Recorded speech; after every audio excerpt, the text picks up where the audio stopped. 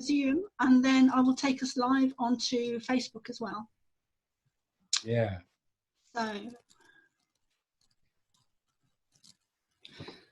sorry, it always takes a few minutes.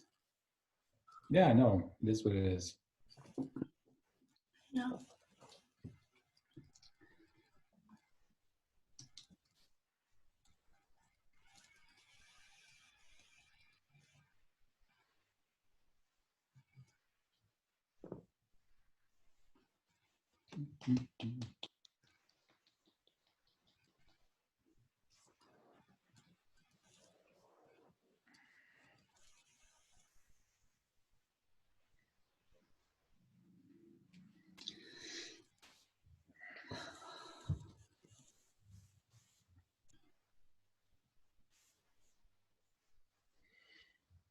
Almost there. That's fine. Okay, so we are live on, no, we're not. Broadcast error. Error while starting broadcast, please try again. Mm. So that is on Facebook. But it is actually recording because I can see myself talking back. Oh, okay. So hopefully, well, it says preparing, so I'm not too sure if it is actually live or not on Facebook. Let me see if I can see anything. Okay.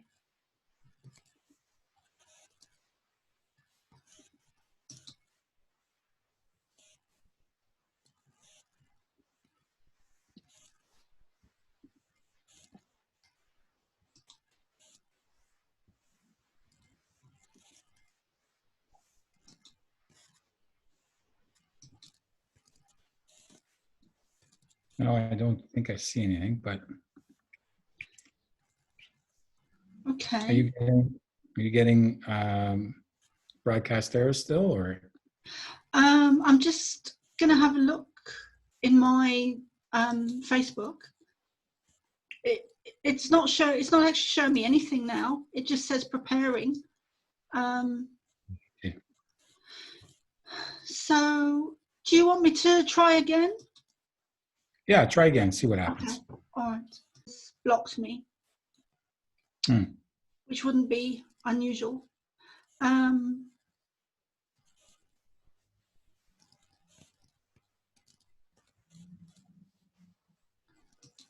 Okay, so let's stop this and I'll start again. Okay. Okay, great. Okay, is this recording on? Yes, okay.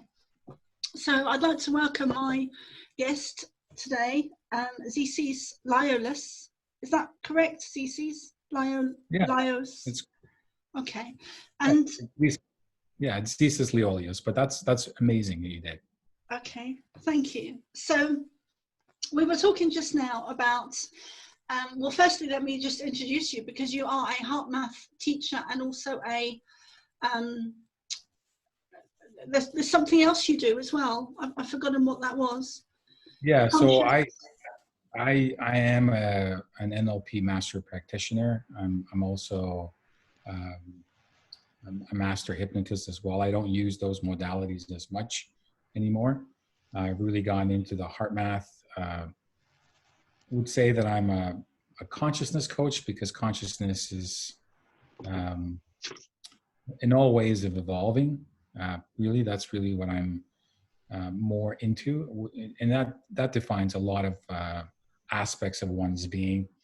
As you said, HeartMath Trainer, and also School of the Heart facilitator, which is a type of meditation dropping into the heart and using imagery, specific imagery, to create an outcome, whether it be clarity, whether it be healing, whether it being. So I'm really interested in the heart modalities. So that being said, recently I've discovered a really impactful and very powerful method, which I've talked before, which is Tara Love Perry's I Love You Me method. And I'm in the process of becoming a practitioner there. And it is an incredibly powerful process. I've been working with it now for a couple of months. not as deeply as I'd like to, because it's been incredibly hectic, and I've been traveling the last little while. I've been, creating and co-creating with other people, part of the Divine Masculine Roundtable with other magnificent men from all over the world. So I'd like to unpack all of that at some point, or all of it. If we can manage to do that in this program, that'd be amazing, Carol. Yeah. Okay. That's great. So you said, it sounds like you've been really busy. So would you like to start by telling us your journey? Because you came over to the UK. I watched your Camelot interview, which I just thought was amazing. And I know you've got a big heart connection to Tara Love Perry, and I know she's doing some amazing work with healing. And I watched the interview, and I was just amazed by the healing that the woman got because she did the work. And I was just amazed by Tara's story. So, yeah. Well, I mean, Tara is the best person to tell her story, but that's what one of the things that, one of many, many, many things that really magnetized me to Tara, her story and her I Love You Me method and her book, and the very simple transformative process. A lot of individuals look for healing and all aspects of healing. And this method, from what I've seen, and there are many, many, many, many people that are transformed. Abby's story that you saw in Camelot Castle is just one of many, many, many stories. And, it's just, if you go to the website of iloveyoumi.love, there are many, many stories, actually, both video and on writing, and the impact that I've made. So yeah, it is transformative. And I've always looked for a process for healing, because part of what I think the first step in creating a meaningful relationship with other human beings and transforming the world is healing yourself. We've been so traumatized, and we've talked about the kids towards the end of transmission, and how adults need to be healed.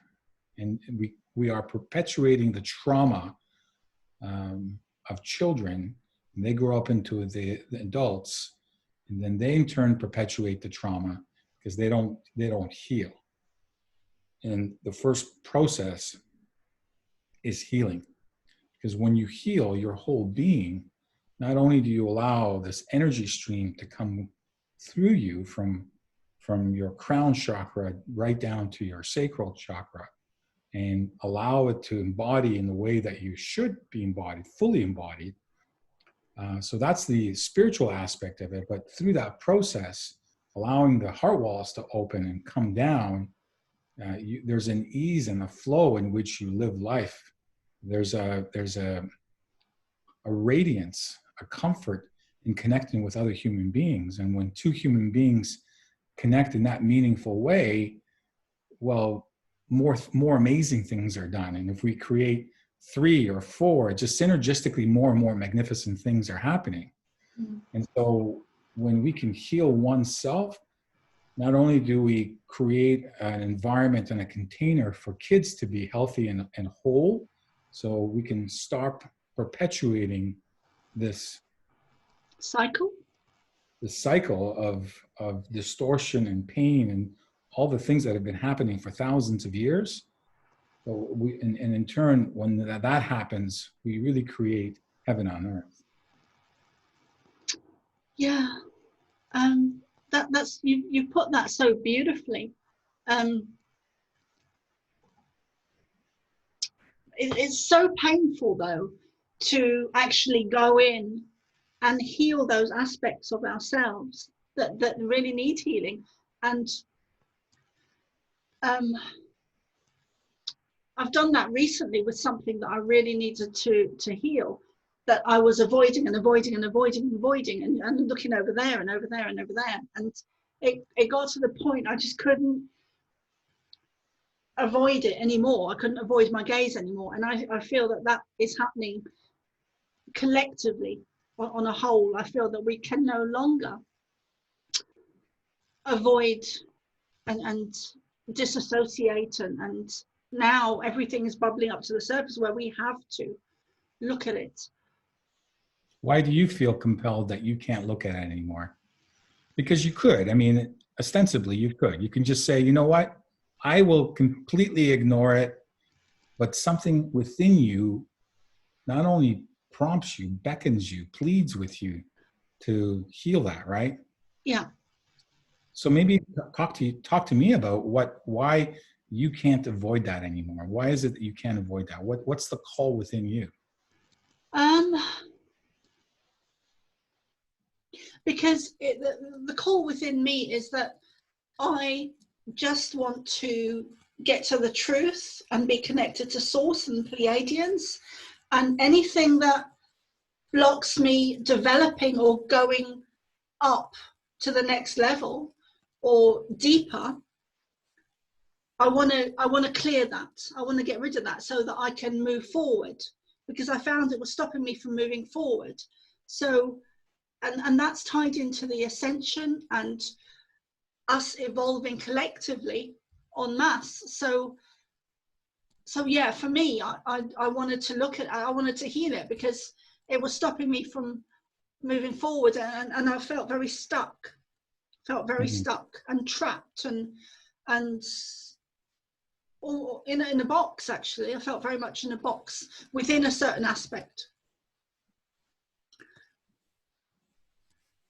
So tell us about your trip to the UK. How was Glastonbury? How was Camelot? How was Funny you should ask me that. I'm just actually finishing cutting. I've had some technical issues when I was there, and I was hopeful that I would be able to be able to edit. We did a divine union roundtable. You know, you're familiar with the divine feminine and divine masculine roundtables. We did a divine union roundtable where we had both masculine and feminine at the bottom of the tour in Glastonbury. And it was absolutely magical what came in that particular day. It was just before the 8/8 gateway. And I'm just finishing now. Actually, I'm going to be posting it after I finish talking to you. So that was absolutely magical being part of that. I had no expectation. I've never been to Glastonbury. I had read a little bit about the history of what Glastonbury holds and the Michael Mary line and the sacred energy, and the story of wizards and kings and queens and fairies and elementals and all that one still to this day this sacred land holds. So it's quite an incredible experience. And then from there we went into Camelot Castle, and then right after right close to there is Tintagel, the ruins of Tintagel, as you know, and really profound. I mean, I can't even describe it to words. Words are meaningless right now, and the feelings that we all had being there. It was Tara was there, and Abby Flynn was there, and Abby's husband Bradley Westcott was there as well, and baby Leo, the magical baby Leo. He's such a beautiful little boy. Traveled down into Merlin's cave, one morning, and had an incredible experience within Merlin's cave. And then the following day, we went to Stonehenge and really bathed into that particular energy as well, again, on the Michael Mary line. And right after that, we went to Avonbury. I think that's correct. Avonbury, yeah. Avonbury, yes. Spent 3/4 of the day there looking at the sacred stones and connecting with the stones. And then right after that, the last thing we did, we went into a crop circle that was just formed. It was a dodecahedron, and it was the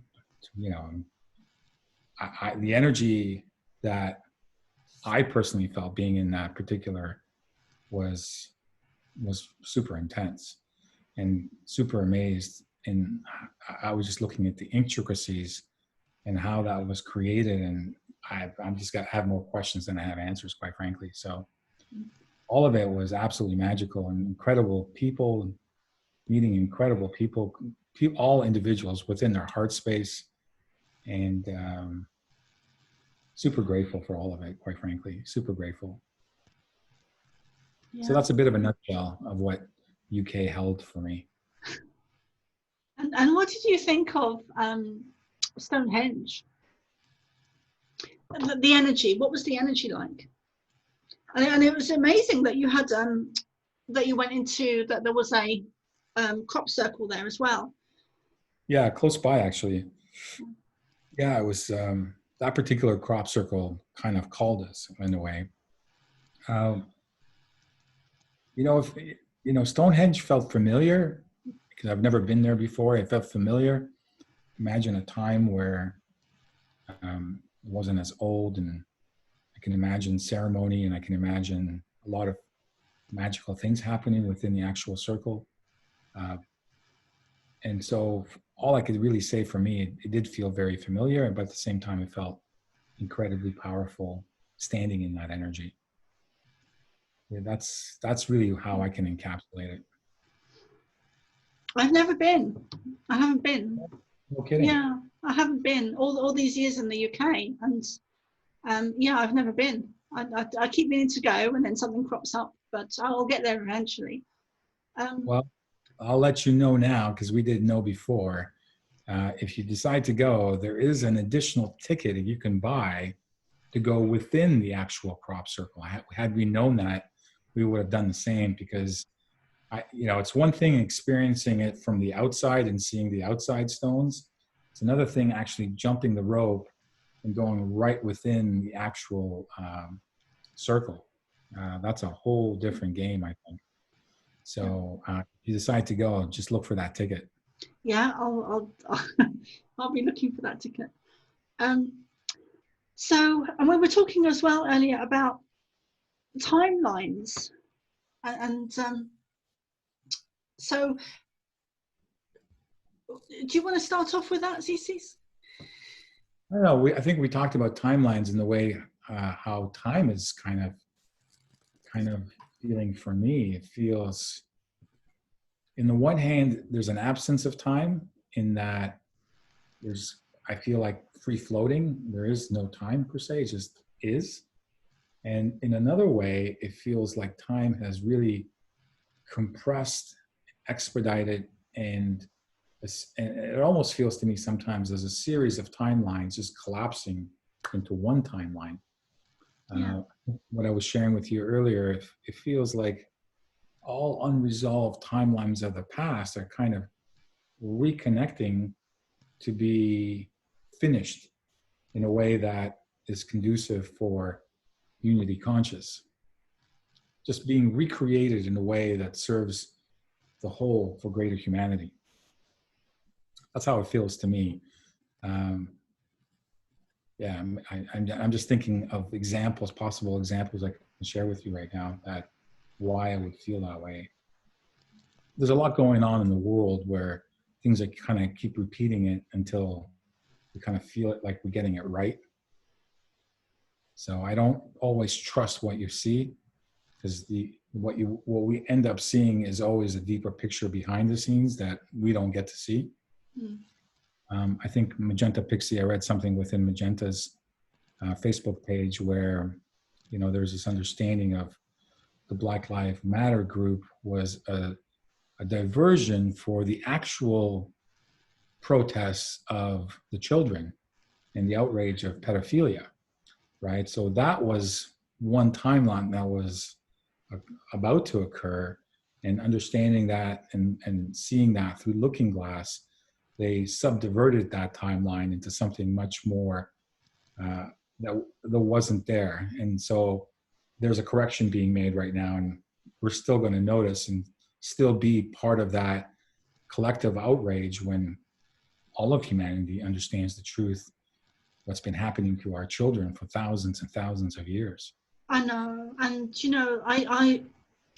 I'm aware of it, and I don't doubt it for a second, but I still can't bring myself to watch any of the videos or watch any of the YouTube videos or information. I still can't watch it because I can't stomach it.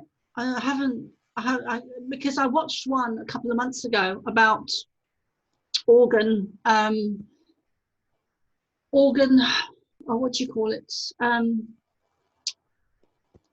Taking organs out of yeah, and that energy stayed with me for about a week, and I felt physically sick, and I thought I don't have the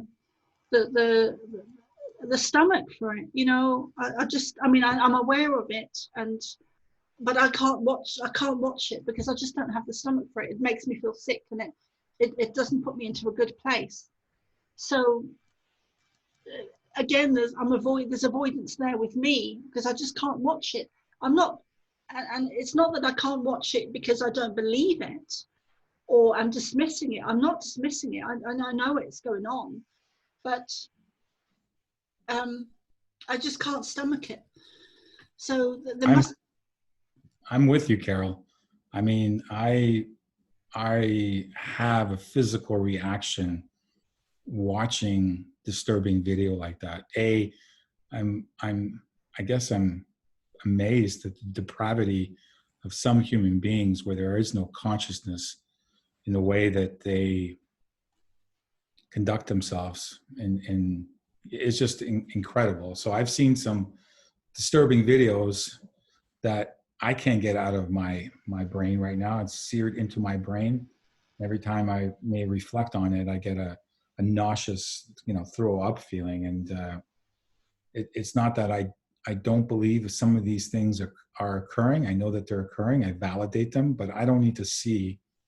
I don't need to see it to create some sort of impact in what's happening.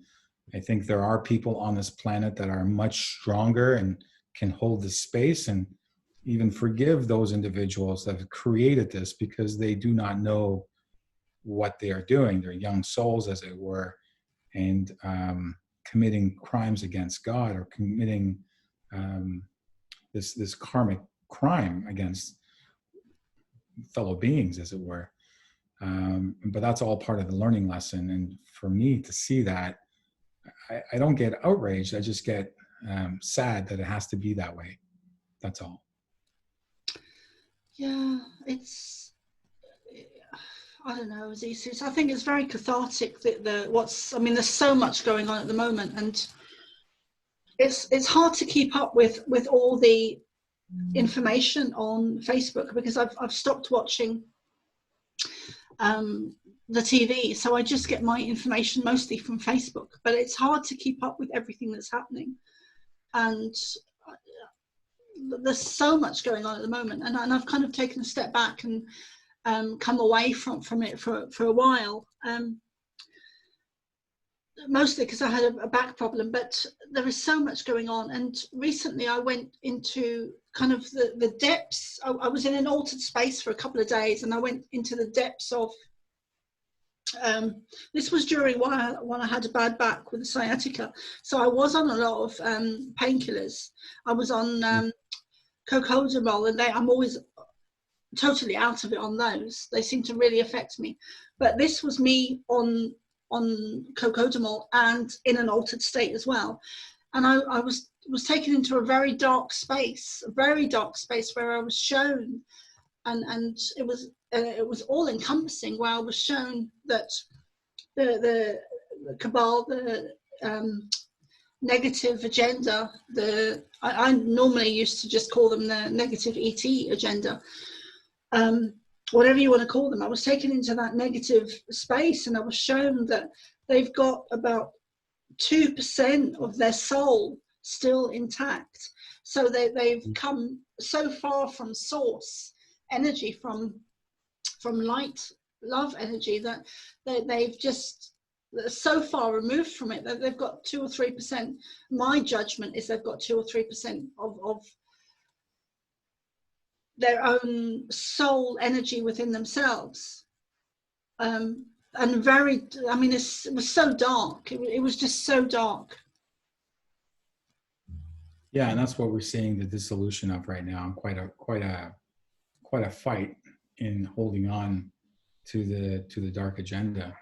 I think my time away from the UK has really made me appreciate that there are so many modalities and vectors of information, and everybody is really kind of holding on to all of them, whether it be it on Twitter, whether it be it on Facebook, whether it be on, various alternative news channels on YouTube, whatever there is. And everyone's got a version or various aspects of it.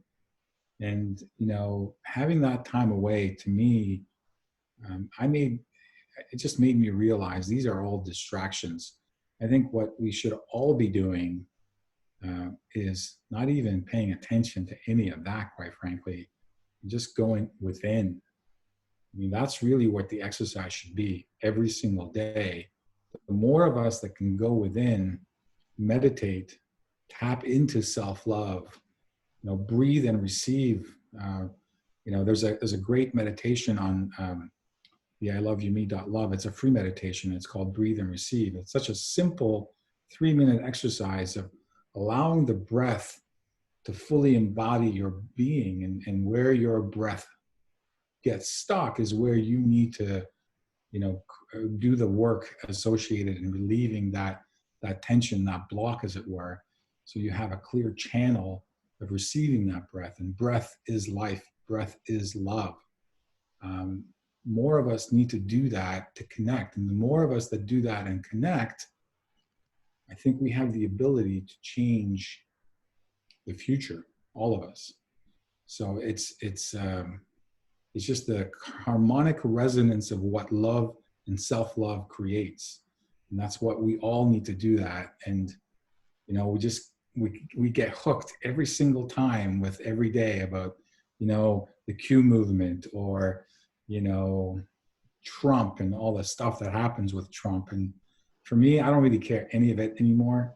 But what I've decided that I'm going to do is just go within, work on myself as best as I could, and create as much self-love for myself. And in doing so, I then radiate that love to everyone else, whether it's in the immediate environment or outside of this immediate environment. Yeah, I've been feeling the exact same thing. And I felt that I was really getting drawn into all the different little plays and pandemics that's going on, and distractions and violence and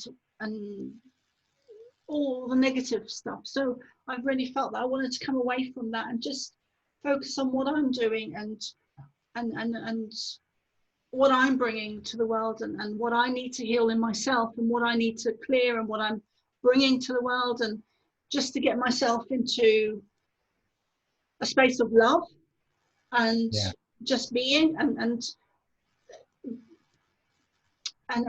just being on my purpose, which is part of channeling the Pleiadians.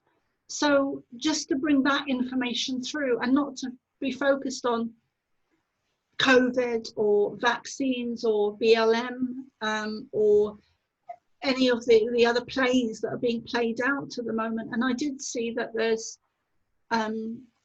was 3 or 4 different explosions around the world in different places.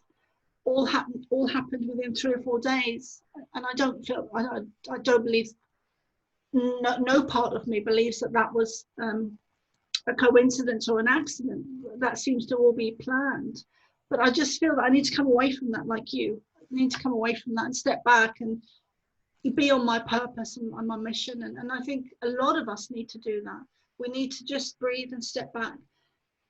And love is everything. It really is. And I was going to ask you, would you like to do a meditation on love? Would you be happy to do that? Oh, I wouldn't be comfortable at this moment because I really haven't been prepared. I'd love to come back and actually do either the breathe and receive meditation for those that would be interested, because I do feel our breath, which we've taken for granted, is the source of more than we could ever imagine. We just have to allow it to embody us fully. Yeah, so I would feel a little bit more at ease, maybe another time to come back. And maybe, who knows, maybe Tara could come on as well, and we can do something together. Yeah, that would be great. Yeah, that would be really great. Okay. One other thing, actually, I'm going to share, and I was a bit hesitant to share it with anyone else, but it feels right to share it here, is I've never been a jealous person, ever, like ever. And I've had a lot of Buddhist teachings and trainings, and I'm able to observe my thoughts like on a conveyor belt. Yeah. But I've seriously, Zissis, I've never been a jealous person, to the point where I used to go out with a male stripper. Right. And he said, oh, why? And I wasn't jealous at all. And one of my friends at the time, I was very young, I must have been 20 something. But one of my friends at the time, she was a really good friend, she said to me, but aren't you jealous, Carol? And I said, no, why would I be jealous, you know? And I think the reason I'm not jealous is because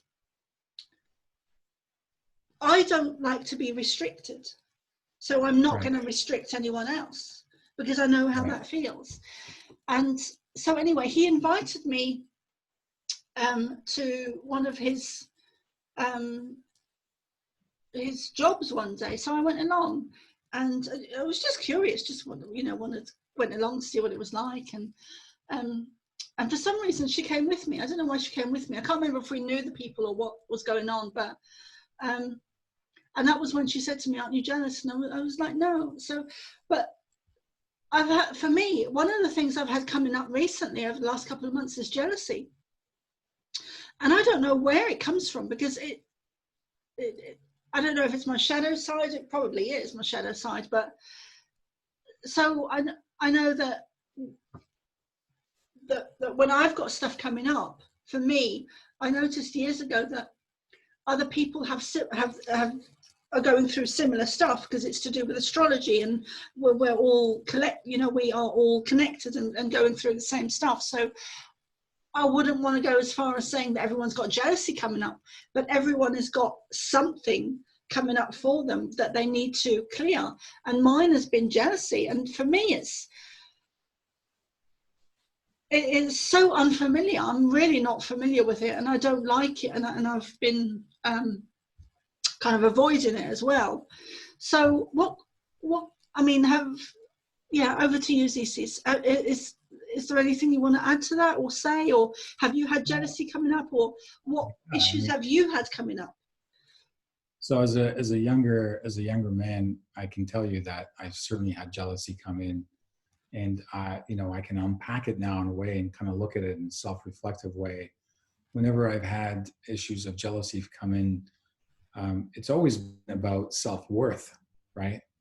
A lot of men and women that I feel are jealous is really about, we always have to look and reflect within yourself. And it is self-worth. It is the degree that you love yourself or feel that you're worthy of the love of somebody else.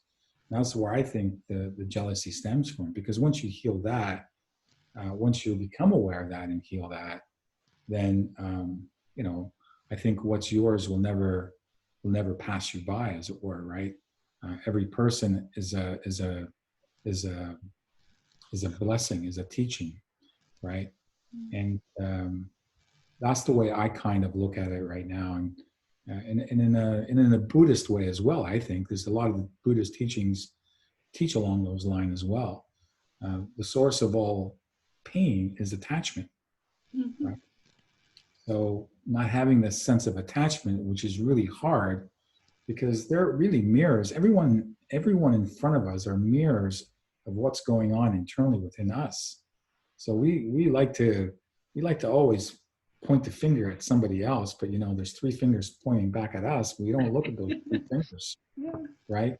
It's easier for us to say, hey, you know, Carol's the problem, or John's the problem, or, you know, whoever is the problem, because that's such an easy way of dismissing blame and responsibility. And a lot of us don't take that responsibility.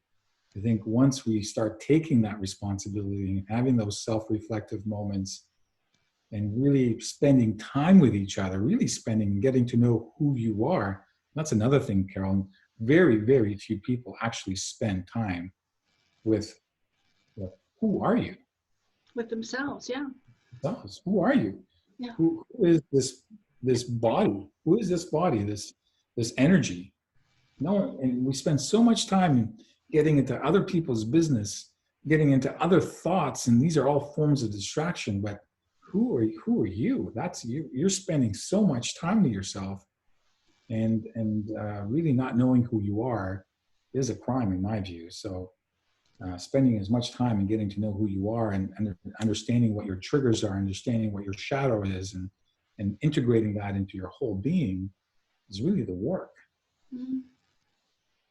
And it's huge because it's collective.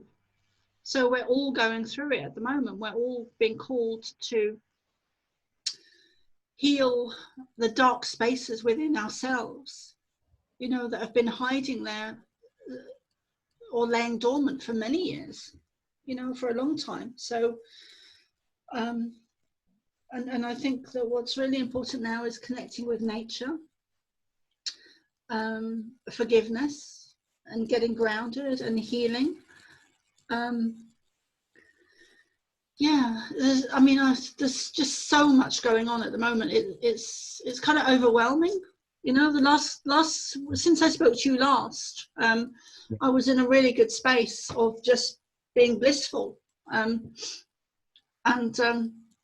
Well, that's a bit of a bubble sometimes for people too, right? Because everybody goes, let's get into your love space. Let's all get blissed out together. But if it isn't done with completeness and wholeness, and, you know, with integrity, as it were, that love bliss bubble is going to break eventually, right? It's going to pop. And, you know, when you come out of that, it's going to be incredibly disorienting and possibly a little bit painful. And that's an informative thing on things that you need to do to get a deeper sense and a completeness and wholeness associated with getting back into that love vibration, as it were. That's exactly where I've been, Zissis. I was in that blissful state, and then I took a nosedive, which was really painful. So tell me a little bit about the nosedive, because I think you're not unique in that way. I've been experiencing, and even myself, I'm noticing, you know, just prior to the Lionsgate activation on 8/8, yeah, there's all this intense energy that's coming up for people. And, you know, the people like my sister, for example, which I've connected when I come back, she was telling me this incredibly intense story and all her shadow side and things that needed to be looked at and dealt with. You know, I've talked to other people, and they're all dealing with their particular issues as it relates to the shadow. So tell me a little bit about what the love bliss bubble, when it broke. Tell me a little bit about nosedive when it created. Yeah. And what you did to minimize that, because that's an important thing as well, right? Yeah. Well, it's a great question. I took a huge nosedive because I was really blissful, and I can't even remember everything that happened, but I was in an altered state for about 3 or 4 days in a very dark space, and I was shown the negative and how they really have a lack of love or light energy, and I was shown different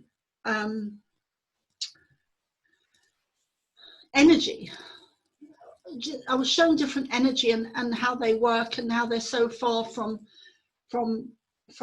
source. At the same time, I had a bad back problem, which is me not wanting to move forward. So I've had several things going on, and then I had the jealousy as well, and then I had the timelines as well, because I've been in and out of the timelines on different timelines. And I think you're absolutely right with the the timelines, but I'll go into that in a minute. But the jealousy and just having to heal my wounded child, because I was incredibly traumatized as a child through different I mean, I was born into what I term as hell. I call it hell, and I was born into Hackney in London, which is like the Bronx. I wasn't born there, but I grew up there, and so I had a lot of poverty, rape, abuse, sexual abuse, like everything, all into it. So there was stuff I didn't even know I needed to heal with my wounded child, and stuff I needed to let go. So, and I'm still, you know, I'm not there yet. I still need to heal some of that stuff, but everything's been stripped back. There's no hiding anymore. Everything is bubbling up. I keep seeing it in terms of like fizzy water bubbling up to the surface, and you've got the black bubbles on the top that are bubbling away and clearing and clearing and clearing. And it is collective. I absolutely believe it's collective, but we need to do it within ourselves, because this is such a wave of humanity raising its awareness and consciousness, and but it starts with us individually, because we can't do it collectively unless we've done it individually. So and actually, I believe, Carol, when you make the personal decision and the action associated with healing oneself, it actually unburdens someone else to do that work, to make that decision, to do the work. So really what I'm saying is, the more of us that decide to work on oneself and heal ourselves, the easier it will be for others to do the same. It's a collective, as you said, it's part of the collective healing. And I agree with you wholeheartedly. It's super intense period of time for a reason, because the vibrational frequency in which we are ascending to requires us to raise that frequency to a certain vibration, or certain frequency, as it were. And we can't do that with having low vibrational aspects of our being still being attached to our core. I think that's really important that you've mentioned that, Zissis, because I feel that we are the way showers. So what we're doing now, others will follow us. Others will. So I have always seen us kind of at the front of the battle. Yeah. Where we're leading the others to. So there'll be waves of us doing it. Does that make sense? Do you get what I'm? Yeah, I know exactly what you're saying. Maybe I can kind of restate it in a different way. You know, we need to go through the experience. We need to understand what we're going through. We need to be conscious of the experience so we can heal ourselves. And in healing ourselves and understanding the experiences, then we can begin to show others as they come through those gates to that vibrational frequency, as it were. Because all of us have a certain familiarity or certain experience, whether it's overcoming sexual abuse, for example, whether it's overcoming abuse, whether it's overcoming, aspects of jealousy, whatever, from the very severe to the very the somewhat benign. All of us have expertise in some sort of field, and all of us are going through that particular journey in healing ourselves. And when we come out the other side, then we can begin to show others with quite a degree of confidence how to do it themselves. That's what I think the way showers actually do. Yeah, absolutely. I totally agree with you. I just use different words.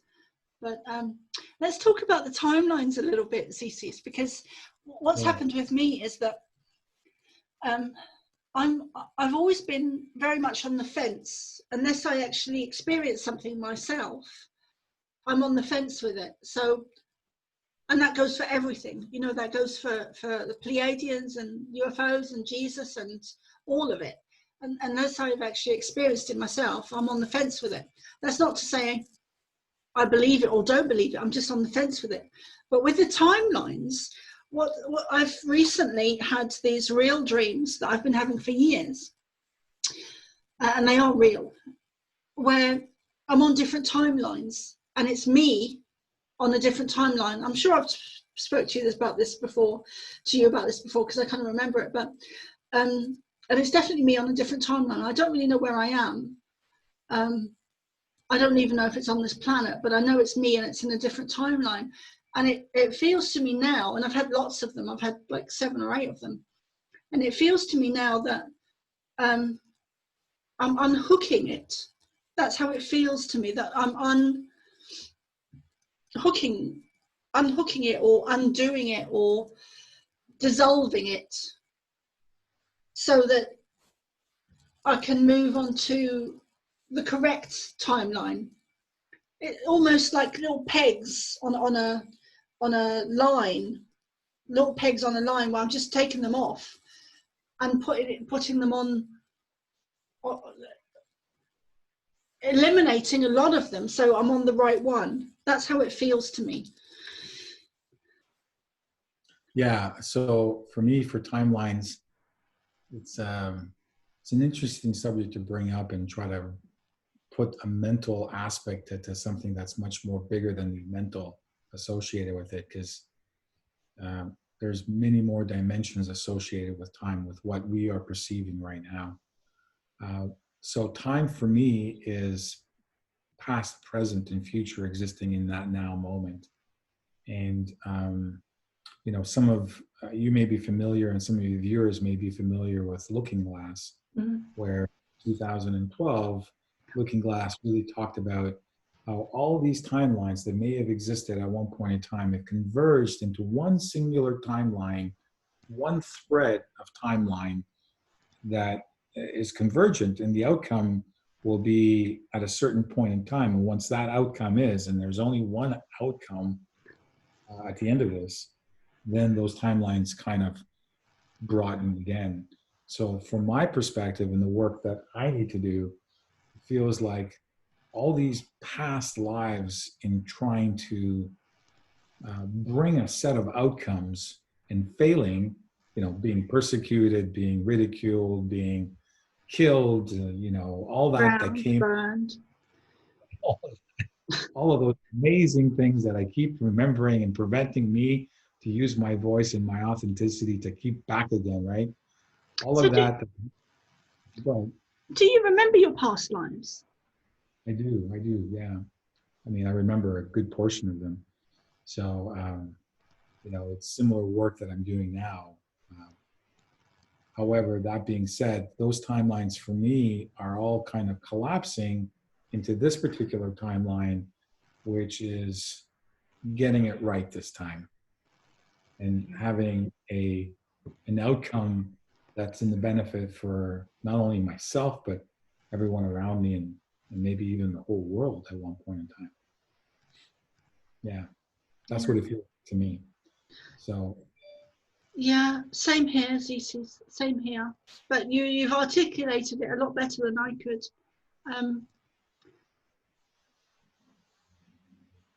Yeah. I just want to kind of reflect back, as I'm prompted right now to let, it's amazing.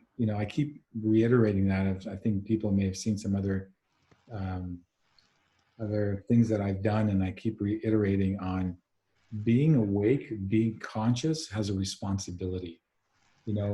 Being aware and being informed, the more conscious you are, the more power you have to change your reality, the more responsibility you have, not only to yourself, but what you're creating as well. And something magical happens at some point in time. Your ego gets a hold of you and says, wow, ain't I great? Look how powerful I am. Look at all the viewers I have. They're listening to me, and I'm creating influence. And a lot of us light workers get lost in that.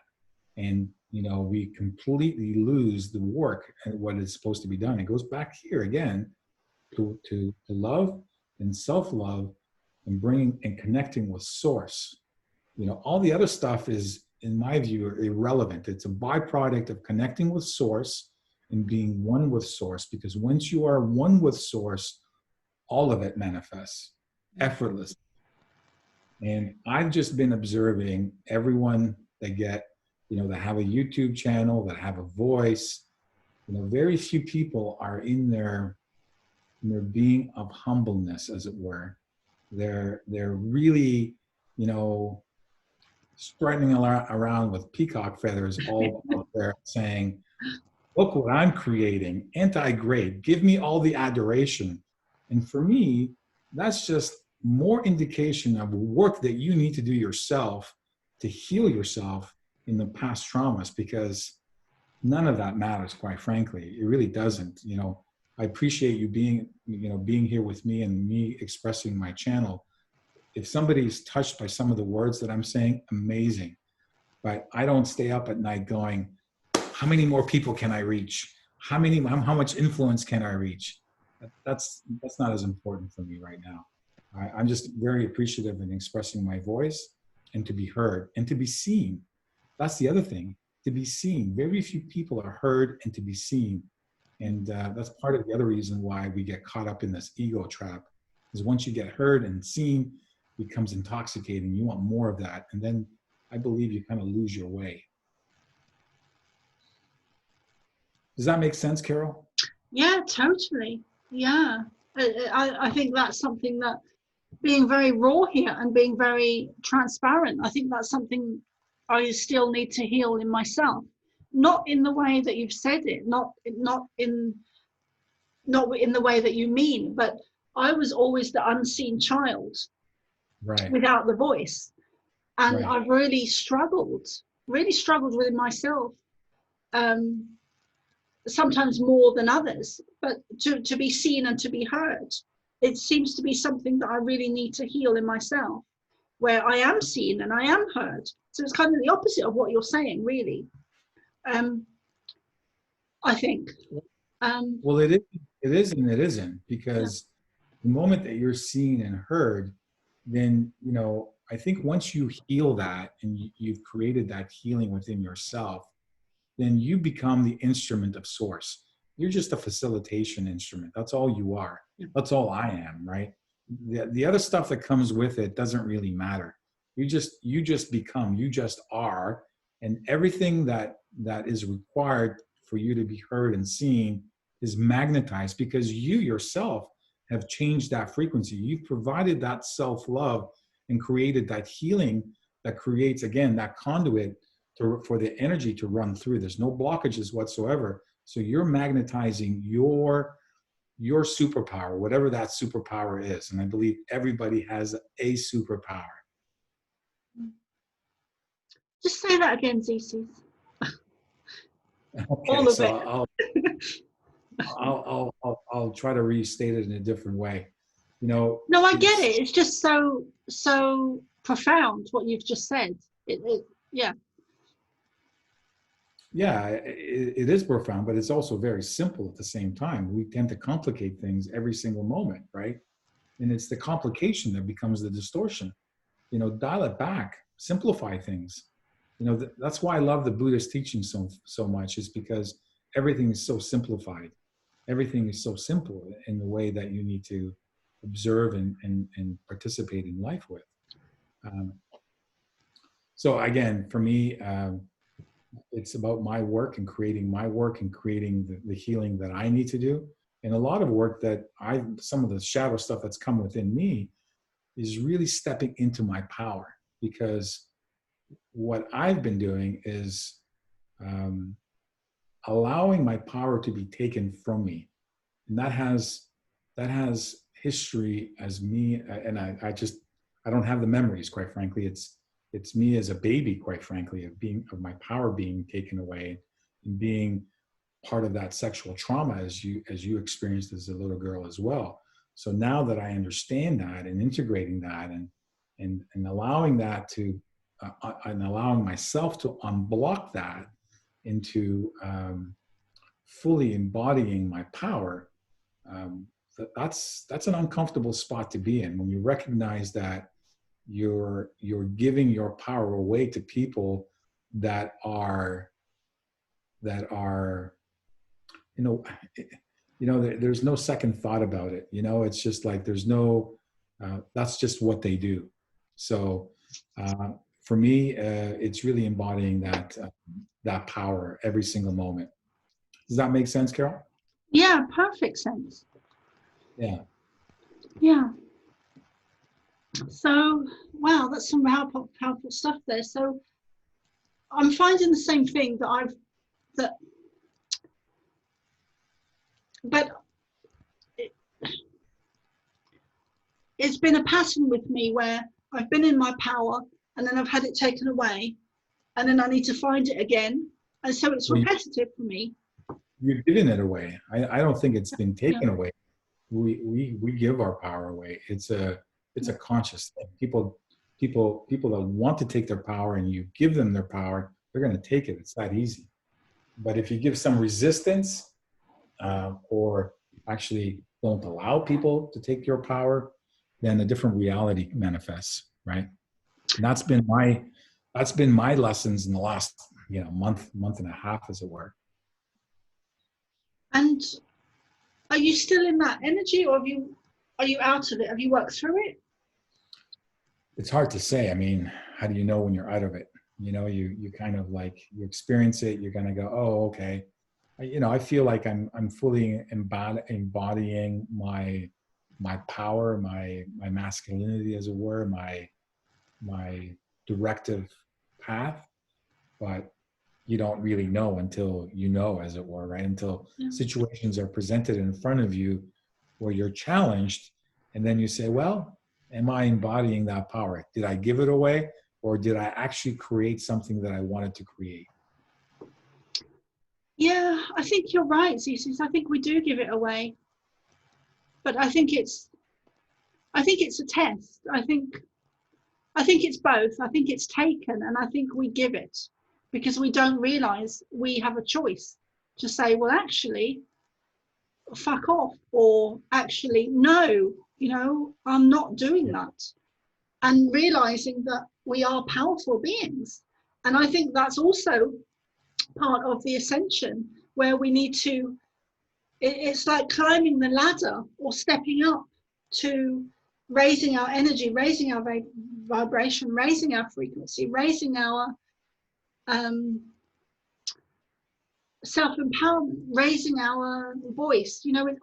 Everything seems to be so connected at the moment and intertwined, and the everything is just so connected. Yeah, everything is connected. You're absolutely right. And becoming more interconnected and becoming more intense. So for the ones that avoid in dealing with the shadow side, that shadow side is going to become super intense. So best to deal with it sooner than later, as far as yeah. And that's where I've been the last couple of weeks. Congratulations to you, though. Good job. Well done. Yeah, but what the fuck, Zissis? It's That's what we all think, Carol. We're in the middle of all this shit, and we're like, what the fuck is going on? Yeah. Right? Yeah. The part of the perseverance is understanding and having faith. You just got to keep walking forward. You just got to, no matter how heavy that gravity is, you just got to continue doing that work, even if it's so infinitesimal a step in taking forward. That's a job well done. You can't stop. You just got to keep moving forward. Yeah, and I really, really hope and urge everyone listening to please follow Zissis' advice, because he really knows what he's talking about. And I know it's really difficult to be in that space, and I don't even really have the words to articulate it or describe it, but other than being in a very dark place, like the dark night of the soul, which I'm just realizing you can have more than one of them. Oh yeah, absolutely. Yeah. So see, the thing with that though is this, you can experience the dark night of the soul. And I know many people that have, and they in all dark night of the soul there's a transformation at the end. It's the caterpillar coming out of the cocoon, becoming the butterfly, or the the the dragonfly and transforming from that dragonfly. That being said, though, I would urge people to go into those uncomfortable spaces, because like everything else, the more you can embody those, you get a level of comfort. Oh, okay, I'm in my uncomfortable and awkward space. Okay, it feels icky. You start talking to it. And once you understand that and you embody that, you walk past that. And the more times you can do that, there's a familiarity that comes with it. And once the familiarity comes with it, there becomes a mastery associated with it. When you have a mastery associated with it, you just don't have these moments anymore, right? So I would just urge all individuals to, no matter how difficult it is, no matter how awkward it is, no matter how painful it may seem, find the methods that work for you. And as I said earlier at the top of this broadcast, the I Love You Me method is just one of many, many steps that could work for people. But find those methods that work for you that could transform you in what you can be much more of. Yeah, because it's all about moving forward, individually and collectively. Well, as we move forward, then collectively we move forward. The work that you do, then everyone does. Yeah, which is, that's just amazing to be aware of that and to see it unfold. It makes me want to open the shit doors. Yeah. And just wade in it, because by doing that, it's going to be okay. Because by doing that, the bigger the shit doors, the bigger the wave of light and love that gets to flow through the doors. So the bigger, because I've always known as a child, because of my childhood, the bigger the trauma, the more healing and love and light and God's source can come from it, because it's transformative, but it's cathartic. It's like the caterpillar and butterfly, which is interesting, because actually in my hallway, which is a communal hallway, I've put some plants out there, but there was a butterfly there was a caterpillar that was stuck to the window. And I was praying that the cleaner wouldn't squash it. And I've been keeping an eye on it, but it turned into a butterfly. And then I made sure it went out the window, because I didn't want it to get trapped in the hallway, because that's all, enclosed with no windows and everything. So I made sure it went out the window. And that was synchronistic, because that was the same time as I was going through all the shitstorm, Well, the labels we put in the experiences we have also have meaning, right? If you think it's going through a shitstorm, then you know what? It's going to be a shitstorm. In all aspects of it, right? If you think you're going to be walking through a park and smelling the flowers, kind of lessens the blow. I know it becomes delusional at some point, but I think using words also, and being gentle with oneself. I think that's the other part that I've realized in going through the experiences I have gone through, is really being gentle with myself. Depending on your character, I'm the type of person that really is hard on myself, and been since I've been a young kid, for whatever reasons. But understanding, going through these experiences and saying, okay, I'm going through these experiences, I'm going through this moment, I'm healing X, allow this to be, give myself a space, being gentle with yourself and with other people. Because as this intensity ramps up, and I don't know about you, I've noticed since March, every month it's been more and more intense, more and more energy, more and more, things kind of compacting and vibrating at a higher frequency. And as we do that, I kind of feel like, you're shaking the tree to see what falls out, and that's what needs to be dealt with. Yeah, exactly.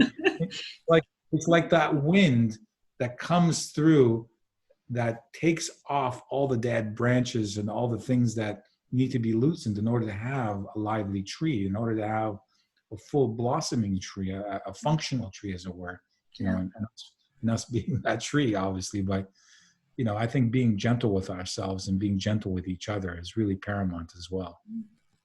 Yeah, I've been, you know, receiving that as well. You know, I was in the bath earlier, and the bath is normally the place that I like to chill out, relax, and tune in and meditate and channel as well. Sometimes, you know, I really just so I need to ask, what maybe this is a female thing, but there are so many women I know that do exactly as you do, which is channel, reflect, do all that. It must be, I certainly don't do that, so maybe I should start doing that myself and see what happens. Yeah, do Zissis. Have some candles and yeah, some lovely scents. Yeah. Okay. I can't remember where I started doing that. I think I was living in a busy environment where I couldn't find the space to meditate, or I had a lot of people around or something. I think that's what I was doing while I was using the bath to create that space. Yeah. Yeah, and the other thing too that is coming to me right now, Christian Van Wyk, who is one of the Divine Feminine, on the Divine Feminine Roundtable as well. On the Glastonbury, one of the last things she said was incredibly profound for me, that I kind of want to reflect now and kind of push it out as well. And it's using alcohol and drugs as a way of broadening our consciousness, or for that matter, muting or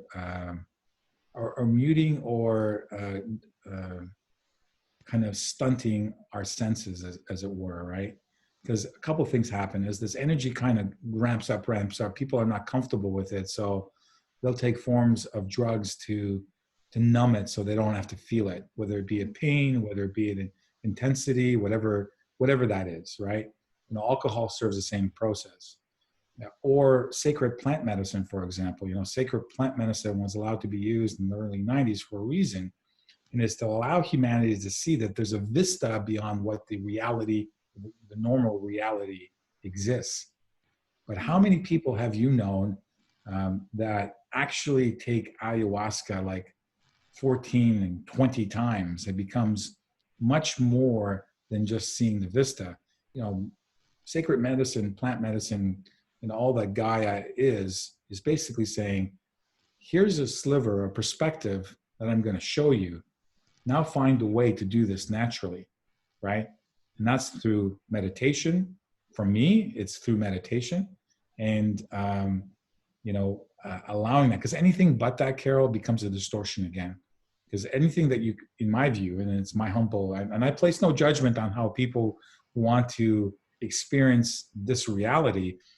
I'm just offering possible another option that people can start experimenting with, which is actual true mastery through all the senses and the breath, if that makes sense. Yeah, it does.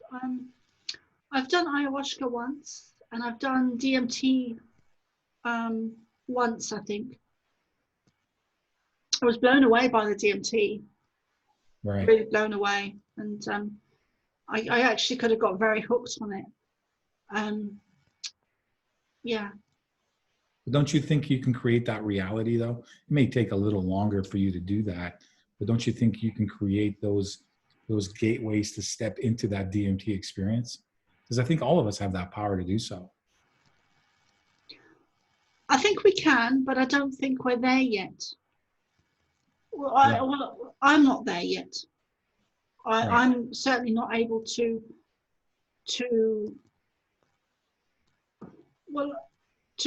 create the same experience.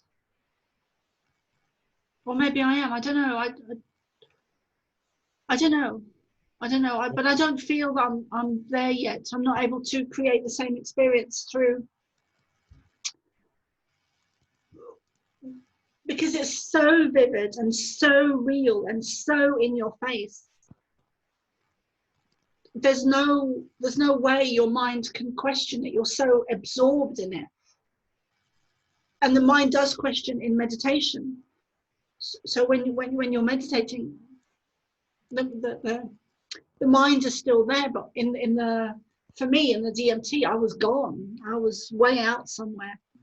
Yeah. So in meditation, depending on the meditation and your familiarity with meditation, there's always an active filter potentially. But the deeper you go into meditation, the deeper experiences that you have where you're not in your mind. And again, there are many, many forms of meditation. I find mindful meditations aren't as deep as going into the heart or using the breath to clear all the channels, because you're not using this. Because when you're using this is the filter that prevents you from having those vivid experiences at work. And I've had those vivid experiences without DMT. And they Wow. felt. Tell us about that, Zissis. Oh, what's there to say? I mean, these are experiences that I treasure, and I've encountered light beings. We're talking about 13, 15-foot light beings that are luminescent and brilliant and are just absolutely love. I've encountered ascended masters. I mean, it's been an incredible experience, and I continue. That becomes a source of confidence for me as it's like, okay, I'm doing something right. Let's keep deepening that process, right? And everyone is on a journey, and all I'm, through my story, I'm encouraging everybody to start if they haven't started to, and if they have started, just deepening that experience, whatever that means for them. Well, yeah, I'm so thankful to get to talk to you this evening. How long do you have? Because I know we've been an hour and 20 now. So yeah, I've got 10 more minutes. I've got kids coming in a while, so I'd like to give them the attention that. Okay, so it would be great to do another one with you, where maybe you could lead a meditation. Yeah, I'd love to do that, actually. And it'd be great to have Tara on at some point as well, Tara Love Perry. And anyone listening, please do Google her. I will put all the details up on the description in YouTube, and I'll include Tara Love Perry's details there as well, because I know you've got a real heart connection to Tara. I certainly do. Yeah, she's a very important person to me. Absolutely. So, is there anything else you'd like to share? I think Go on, Carol. Well, I was just going to ask, because I saw the interview with you on Camelot TV with John Mappin, and I was just going to ask, because I remembered you saying, and I think it was in that interview where you said it, where, or maybe it wasn't, but it was in one interview I watched where you were talking about Tara Love Perry, and you were talking about having read her book, and something in the book, you really resonated with it. And it was almost, you were saying that it was almost like she had written down your thoughts. Yeah, and I was just wondering what it was that you had read that was so profound to you that, yeah. Well, I would encourage people to read the book to begin with, even if they're not interested in self-love, because you will find something there for you, and be encouraged in following some path. Can I just ask what? Yeah. Sorry, Zissis, to interrupt you. Can I just ask what the book is called? It's called "I Love You Me." Okay. Yeah, and you can find it on the website iloveyoume.love. So Tara has a whole bunch of programs. She has some digital programs. She has the book on there online. She has some free meditations. There's a lot for people there to discover if they choose to. So I would encourage people to go on to the iloveyoume.love, and they can poke around to see what resonates with them. But I was reading, and as I began to read the book, because you have to understand that I started this whole heart connection many, many years ago. And you know, what I find the heart the most important aspect of our being. It is the master organ for me, as far as I'm concerned, that actually controls the brain and the gut. Science has started to prove that more and more, meaning, you know, the heart has 3 times more innervations to the brain than the brain has to the heart. You know, they've done studies when, you know, they'll show images moments before the images comes up. If it's a dangerous images, the heart starts to elevate, knowing that there's a precognition that something is coming that is dangerous for oneself. There's a lot of things that are being about the heart, and there's a great documentary about the heart as well. I don't remember it right now, but it's The Way of the Heart, I believe, or something like that. And they've got these incredible tapestry of stories of people and healings of hearts, and the heart is where it is. So that's where I've been immersed most of my life is the heart. And you know, one of the ideas that I've been toying with and looking at writing a book on is how to live within the heart every single day, because that's a manifesto, as it was. It's like, what are the steps in living in the heart every single day? And I kind of outlined 7 steps of living in the heart. And the first step is actually healing oneself. And how do you do that? I've been exposed to so many modalities, whether it being breath work, whether it being body work. I mean, I've experienced it a whole range of work and the degree that the healing it had. And I read this book and it blew me away. It blew me away on a few reasons. One, the simplicity in which it was written. It reached to me in that simplicity. A lot of people that write books are really in their egos and, again, talk about how great they are and look at the message and this and that. And I lose that. But the way Tara wrote it is actually simple. It's if you've read Paulo Coelho, the Brazilian author, when you read his books, you have a sense of love embodying all his work. Like, either get it or you don't. Like, if you're vibrating in love or familiar and knowing what love is, when you read Paulo Coelho's book, you know he writes from a space of love. Yeah. And when I read Tara's book, it was all about love. It was all about deep, compassionate, caring, and really sense of, I wouldn't say urgency, but prompting to get that love. And then the steps in which she outlines, the 7 simple transformative steps in which she outlines, actually blew me away because they're really simple. You know, the first step is connecting with the breath. And so I've done various forms of breath work. I've, you know, from Wim Hof to, you know, Buddhist meditations. I mean, I've done it mostly. But the way Tara instructs how to connect with the breath and how to let the breath to breathe you instead of you breathing the breath. I'm still thinking about it, Carol, and that was 2 months ago. I'm still immersed into that work of breath work, and that's the first step. I mean, you could spend a whole lifetime on really deepening that experience. I mean, I don't encourage you to spend that lifetime on experience, but you could really explore that and deepening that experience. And, you know, the 6 other steps are just as simple, and which is about to do with choice. And I'll let the users and you figure it out if you once you go on the website. So that's what appealed to me, and I was really encouraged to then become a practitioner because I really believe in the program. And I'm really Tara's got a program where if you feel compelled to help to bring love on this planet, she's, you know, if you've got a talent, if you've got a skill, if you know of people that have, you know, money that want to make a good cause, there's a GoFundMe campaign that really goes to the children essentially, and creating these avenues for creating self-love for these programs. So, you know, again, you can go to the website and look at what appeals and resonates to you. And if you feel compelled, please go ahead and write to Tara, and she'd be more than happy to bring you on as, you know, whatever that skill set is for you.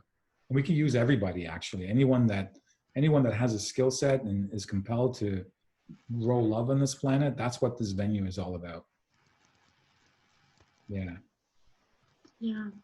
She is a very special person on the planet at the moment. And I'll put all her details on the YouTube description as well. Well, I would also say that she is a very special person. She's also a very humble person. And I know that she would say that as special as she is, we're all special. We just need to figure out our superpowers, right? And I'm quite confident she would say that and say that, you know, I'm special, you're special, each and every viewer that's watching right now is special. We're all one. In the end, we're all from source. We're all the individual droplets that make the ocean of the source. And understanding that and connecting with that is the work.